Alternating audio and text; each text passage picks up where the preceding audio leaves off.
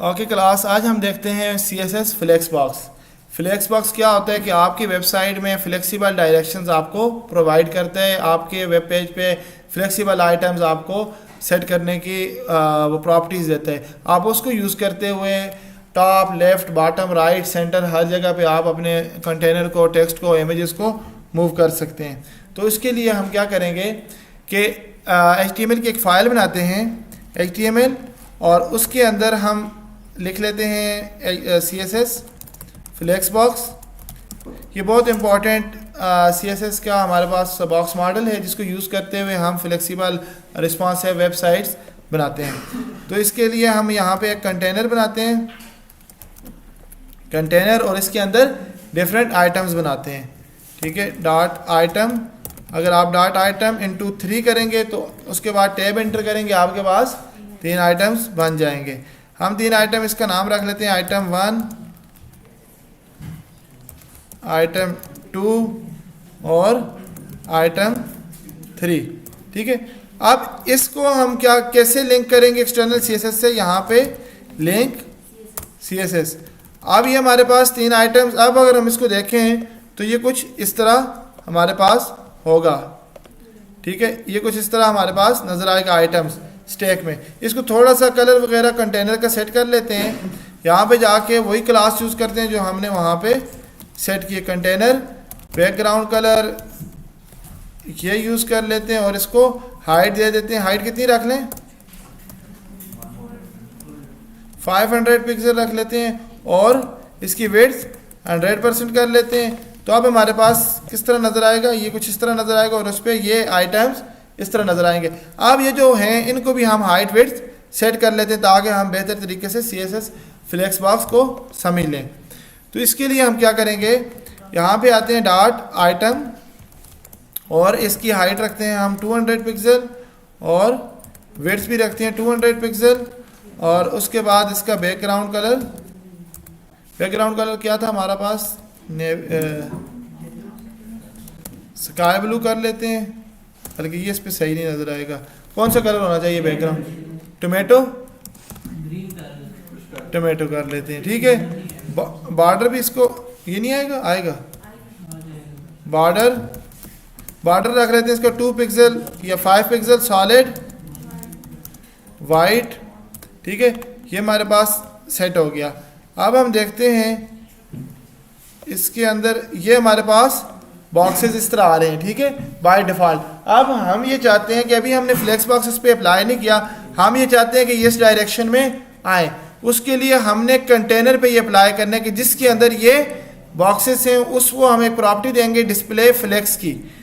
Flex box तब start होगा जब आप यूज़ करेंगे डिस्प्ले फ्लेक्स, उसके बगैर आपका फ्लेक्स बॉक्स वर्क नहीं करेगा।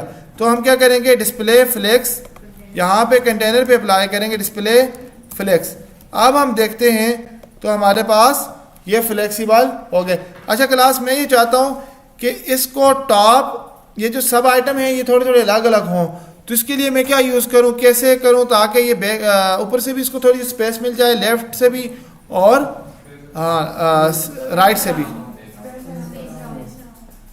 Space around. CSS की प्रॉपर्टी कैसे यूज़ करूँगा मैं?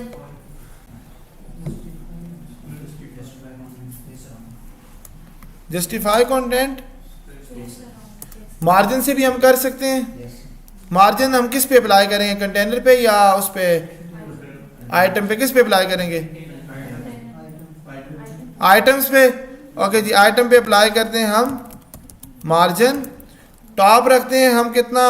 10 पिक्सल, और राइट हम रखते हैं 10 पिक्सल, और बॉटम हम रखते हैं 0 पिक्सल, और लेफ्ट रखते हैं 10 pixel.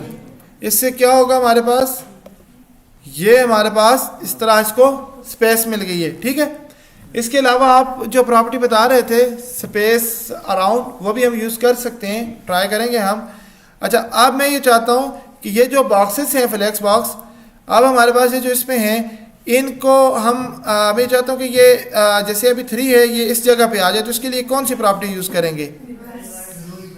Row reverse. By default ये किस में होता है, रो में होता है या कॉलम की? इसकी डायरेक्शन क्या होती है? रो ये डायरेक्शन है इस तरह लेफ्ट टू राइट, और कॉलम ये है। तो बाय डिफॉल्ट फ्लेक्स बॉक्स किस में है? रो में। तो अब हम क्या करेंगे?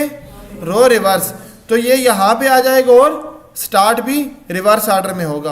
तो हम क्या करते हैं, यहाँ पे ये आइटम पे अप्लाई करेंगे या कंटेनर पे? कंटेनर पे। यहाँ पे क्या लिखेंगे? फ्लेक्स डायरेक्शन रो रिवर्स। अब हमने इसको सेव किया और ये हमारे पास रो रिवर्स हो गया। अच्छा, अब मैं ये चाहता हूँ कि ये जो आइटम्स हैं ये बेशक किसी तरह हो, लेकिन ये यहाँ पे आ जाएं, तो इसके लिए क्या करना पड़ेगा? Align item. हमारे पास दो प्रॉपर्टीज होती हैं, एक होता है जस्टिफाई कंटेंट और एक होते है अलाइन आइटम। जस्टिफाई कंटेंट और अलाइन आइटम, इन दोनों के साथ दो चीज़ें हैं, flex start, flex end, centre centre, दोनों के साथ हैं। ठीक है, जो जस्टिफाई कंटेंट है वो आपको रो में अलाउ करता है कि आप आइटम्स को रो में जस्टिफाई कर सकते हैं, यानी इनको सेंटर में रखें, स्टार्ट में रखें या एंड में रखें। ठीक है, जो अलाइन आइटम्स है वो आपको वर्टिकली आपको अलाउ करते हैं कि आप वर्टिकली मूव करें। अब यहाँ पे इसको वर्टिकली हमने मूव करने इधर लेके जाने, तो उसके लिए क्या यूज करेंगे? अलाइन आइटम्स, अलाइन आइटम्स, और ये हम कंटेनर के अंदर जो भी आइटम्स हैं सबको मूव करना चाहते हैं, तो इसलिए हम अलाइन आइटम्स एंड या फ्लेक्स एंड, फ्लेक्स एंड। ठीक है, अब हमारे पास ये एंड पे आ गए। अब मैं ये चाहता हूं कि ये सारे जितने भी आइटम्स हैं ये सेंटर में आ जाएं इस जगह पे, तो इसके लिए क्या यूज करेंगे? Align item, align item centre करते हैं। ठीक है, लाइन आइटम सेंटर कर लेते हैं, और उसके अलावा अब इससे क्या होगा? ये तो सेंटर में आ गए, लेकिन बिल्कुल इसके सेंटर में इस तरह नहीं आए, यानी ये अभी आपके पास वर्टिकली सेंटर में है, हॉरिजॉन्टली सेंटर में नहीं है। तो हॉरिजॉन्टली के लिए हम क्या यूज करते हैं? Justify content centre. अब हम यूज करेंगे जस्टिफाई कंटेंट सेंटर। तो अब ये दोनों साइड से